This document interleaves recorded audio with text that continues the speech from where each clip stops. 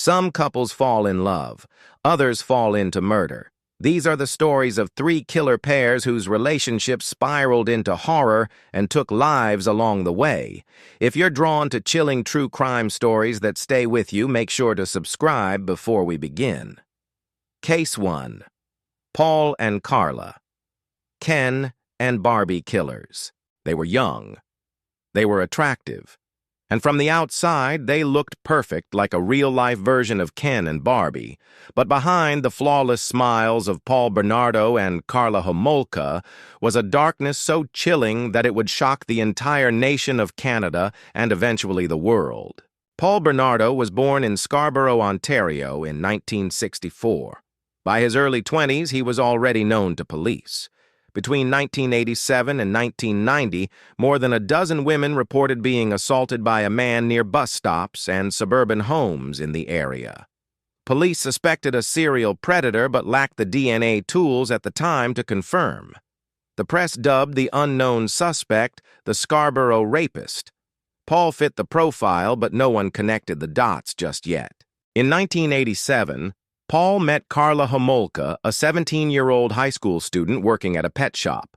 Karla was bright, outgoing, and captivated by Paul's charisma. Their relationship moved quickly, but what seemed like intense chemistry soon evolved into something much darker. Paul, already showing signs of sadism, began expressing disturbing fantasies. To the surprise of many later on, Karla didn't recoil, she embraced them. By 1990, Paul had grown obsessed with Karla's younger sister, Tammy, and in a decision that still baffles investigators and psychologists, Karla agreed to help him fulfill his twisted desires. On Christmas Eve of that year, Karla crushed sleeping pills into a cocktail and gave it to Tammy. As the girl slipped into unconsciousness, Paul and Karla assaulted her and videotaped it. Tammy never woke up. She choked during the assault. The death was ruled accidental. Months later, Paul and Karla got married in a lavish ceremony. The same day, police discovered the body of 14-year-old Leslie Mahaffey in a lake, her body encased in concrete. Paul had kidnapped her, held her captive, and killed her. Karla was there for it all. They recorded the horror on video. In April 1992, they struck again. This time, the victim was 15-year-old Kristen French. She was abducted in broad daylight while walking home from school. For 3 days, she was held captive, repeatedly assaulted, and eventually murdered. Again, the camera was rolling. The murders shocked the quiet communities of Ontario. Police were desperate. A break came in early 1993 when Karla, after suffering a severe beating from Paul, went to her family and eventually spoke to police. She portrayed herself as a battered spouse, terrified of her violent husband. She offered to testify against Paul in exchange for a lighter sentence.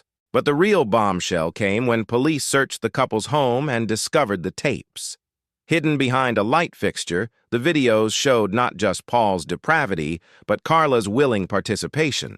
She laughed. She gave instructions. She was no passive victim. Still, a deal had already been made.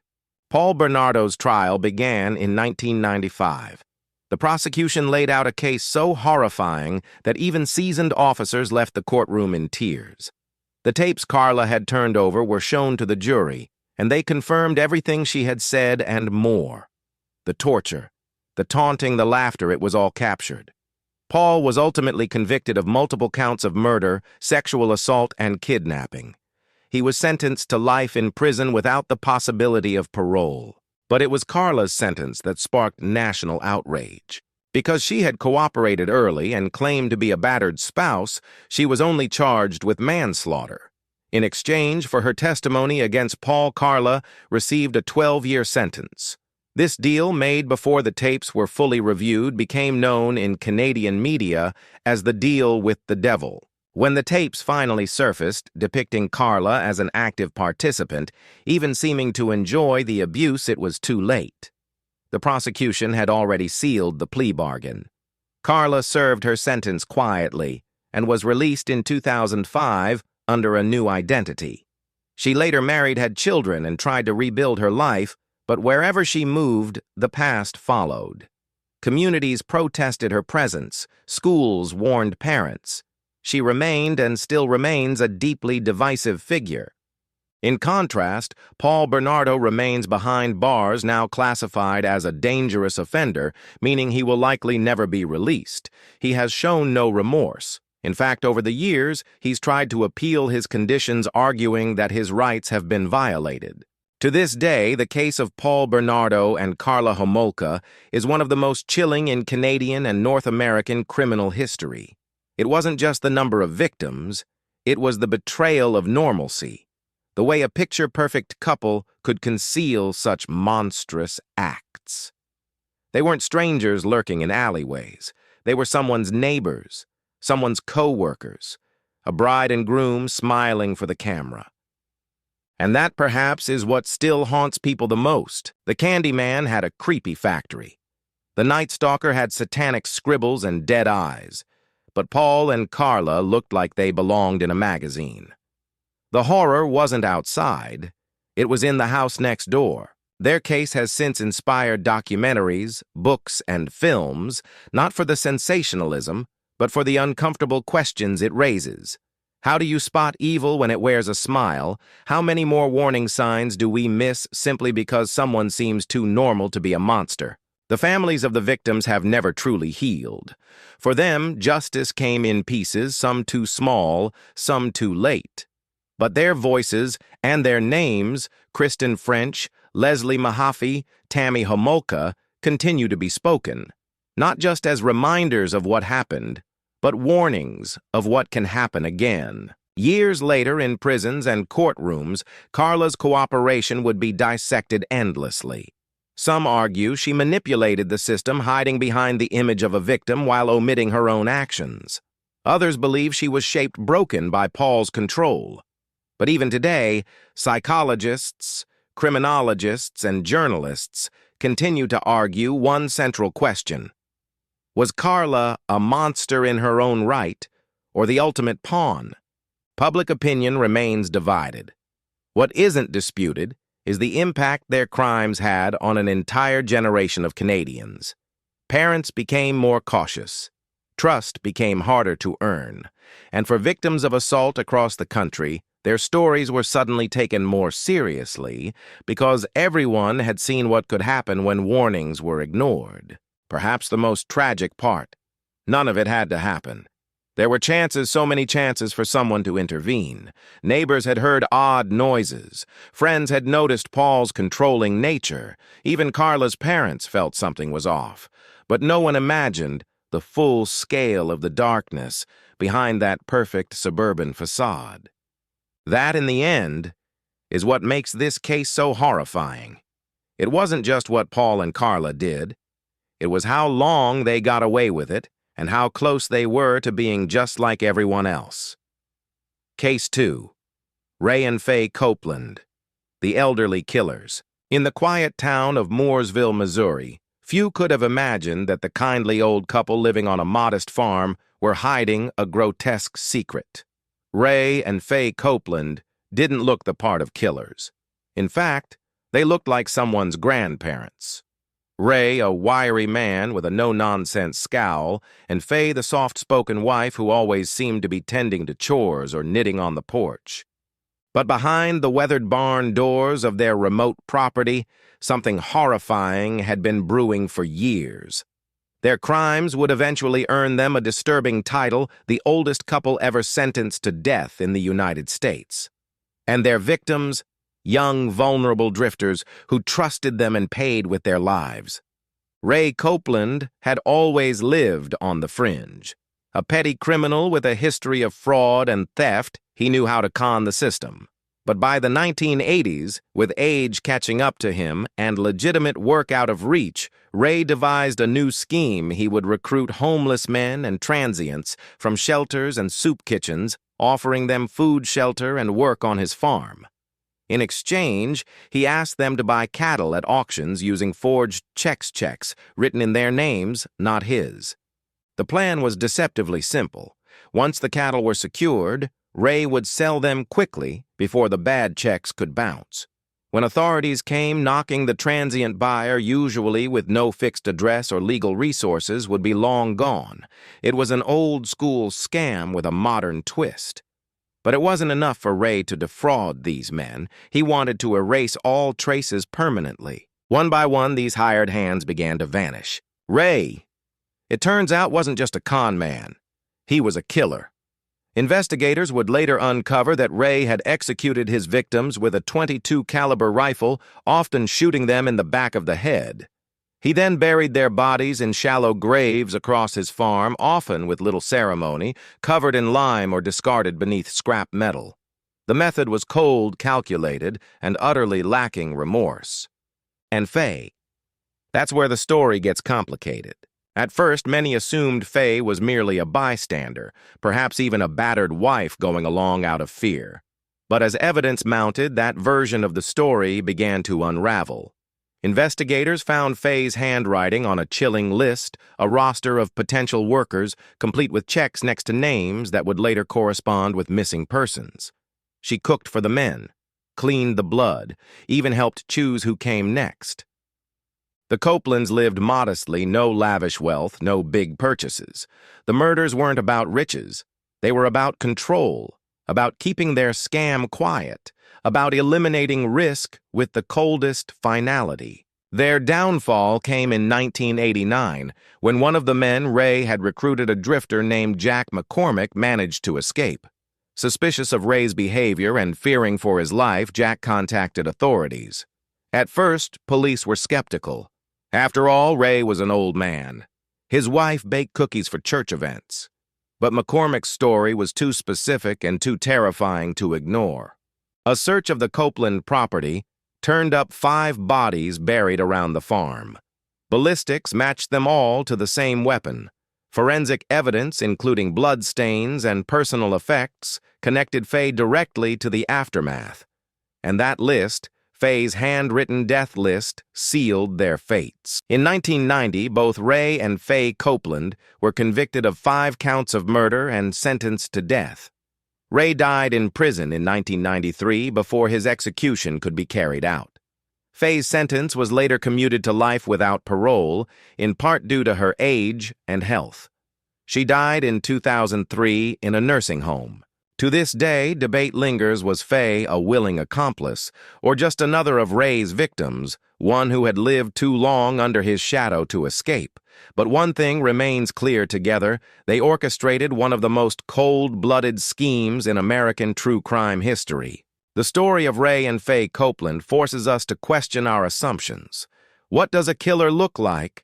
Can evil wear a kindly face?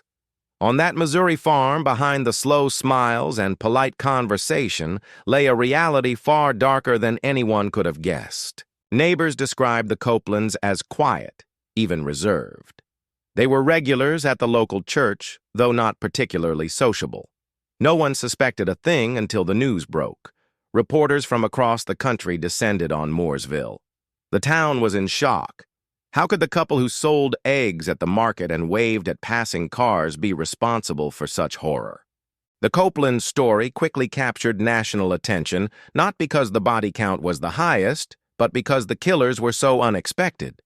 The idea that a man in his 70s and a grandmotherly woman could lure in desperate souls and eliminate them so coldly, it upended every cultural assumption about what evil looked like. In interviews years later, surviving relatives of the victims spoke of their pain and the disbelief that no one had noticed sooner. Some of the men who disappeared had families looking for them. Others had slipped through society's cracks.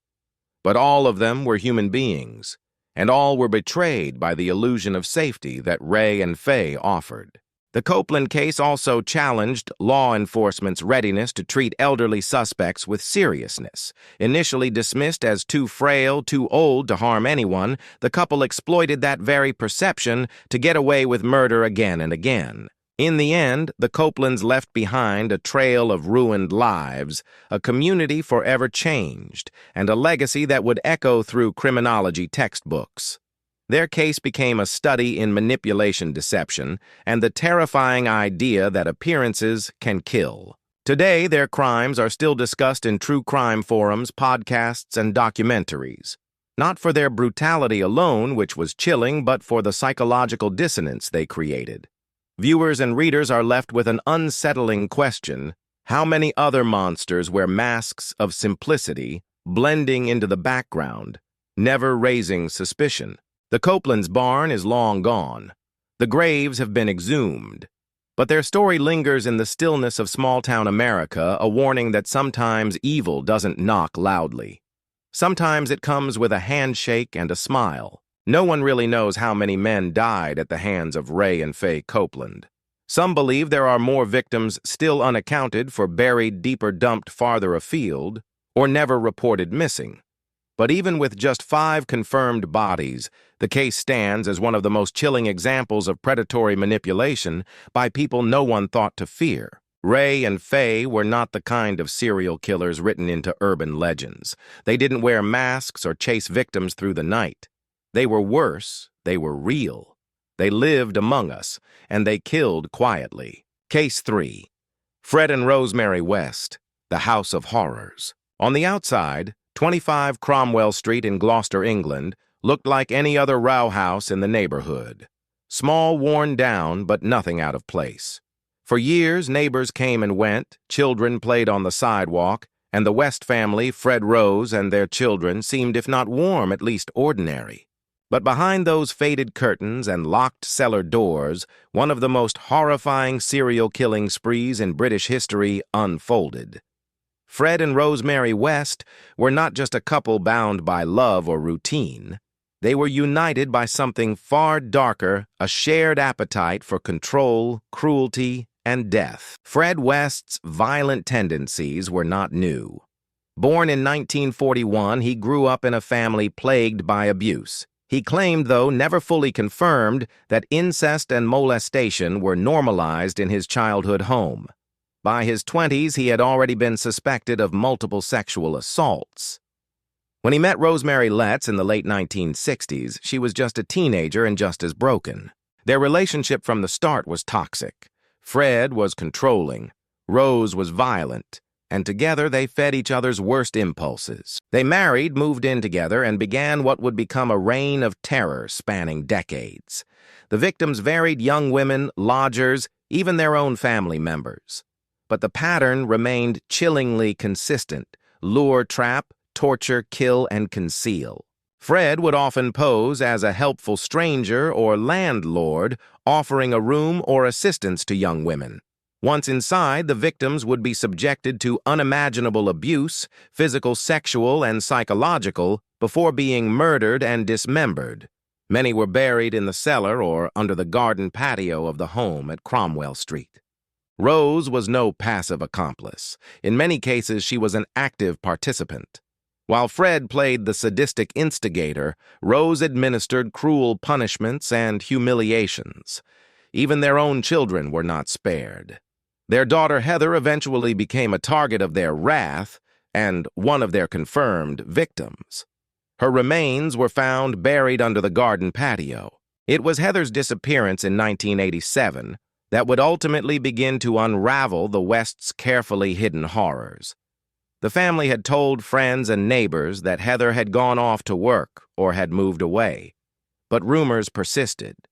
Other children in the family reportedly joked darkly, "Don't make Mom and Dad mad, or you'll end up under the patio like Heather." By the early 1990s, suspicions finally reached the police. In 1994, officers conducted a search of the West property. What they found was beyond anything they expected: human bones beneath the patio. As they dug further, they uncovered more remains, some dating back over a decade. 9 sets of remains were discovered at the house alone. More would be tied to Fred elsewhere. Fred West was arrested and eventually charged with 12 counts of murder. Rose was charged with 10. Fred died by suicide in his jail cell in 1995 before standing trial. Rose, however, faced the court and the world and was convicted of 10 murders.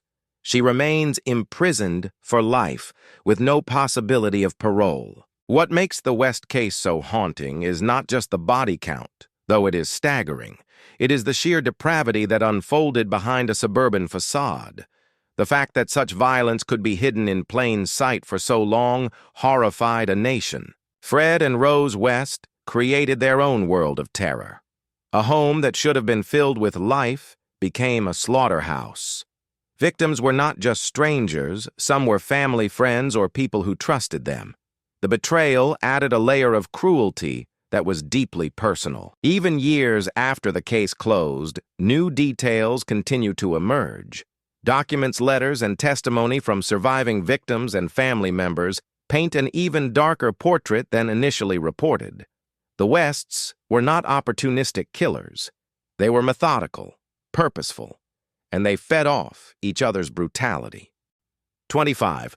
Cromwell Street was eventually demolished, an attempt to erase the memory of what happened there. But memory is not so easily buried. The address, though gone, still lives on in books, documentaries, and the collective memory of true crime history. Rosemary West has never fully admitted to her role. She maintains that Fred was the mastermind, that she was manipulated, abused, coerced. But the evidence tells a different story. Witnesses and survivors described her as cold, violent, and complicit. Court records showed active participation. Some say she was more dangerous than Fred because she knew exactly how to hide her cruelty behind a mask of domestic normalcy. For many, the most chilling part of the West case is how long it lasted. Years of abuse, years of missing girls, years of neighbors hearing strange noises, seeing frightened faces at the window, but never connecting the dots. It is a case that forces us to ask uncomfortable questions. How much do we really know about the people next door? How many warnings go unheeded because we don't want to believe the worst? Fred and Rosemary West weren't monsters in the dark. They were in the daylight. They hosted neighbors, walked to the shops, sent their kids to school, and then they came home and committed atrocities that still scar the public imagination. There's no neat ending to the West's story. No final explanation that satisfies the horror they inflicted. Only the reminder that sometimes evil wears a familiar face and smiles while it destroys. The trial of Rosemary West captivated the UK in a way few trials ever have. The courtroom was filled daily with members of the public, reporters, and grieving families seeking answers that never quite came. The prosecution laid out a timeline of calculated cruelty, names, dates, rooms where screams were heard and lives were ended. The defense tried to distance Rose from Fred's actions, portraying her as a victim of his dominance. But the testimonies said otherwise. Witnesses described Rose as equally sometimes more sadistic than Fred. She took pleasure in humiliation, in power, in the suffering of others. She was not the quiet wife in the background. She was often the one who opened the door, who invited girls in, who made them feel safe before the trap closed. When the guilty verdict came down, there was no visible reaction from Rose, no tears. No apology, just the cold blankness that had come to define her. The judge sentenced her to life imprisonment, never to be released. And though Fred escaped judgment through suicide, the weight of their crimes continues to ripple outward. Books have been written, documentaries produced, podcasts, dissected each, trying to answer the unanswerable. How did two people fall so far into evil together? What turned ordinary domestic life into a front for serial murder? Some criminologists argue that Fred and Rose West represent a rare psychological pairing, folie à deux, or madness of two. In this twisted dynamic, each person not only reinforces the other's delusions and depravity, but escalates it. Together they become something neither would have become alone. To this day, victims are still being identified. Families still seek closure.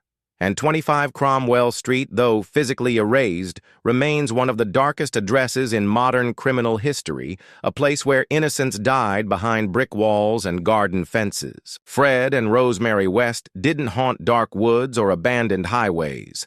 They haunted the home. They used it as their hunting ground, and in doing so, they shattered the illusion that home is always a safe place. Their legacy is a cold, hard truth. Sometimes the people next door are hiding more than secrets. Sometimes they're hiding bones. 3 couples, 3 twisted paths, and too many victims caught in their love stories turn deadly. If stories like these haunt your thoughts long after they end, don't forget to subscribe. We have more waiting in the shadows.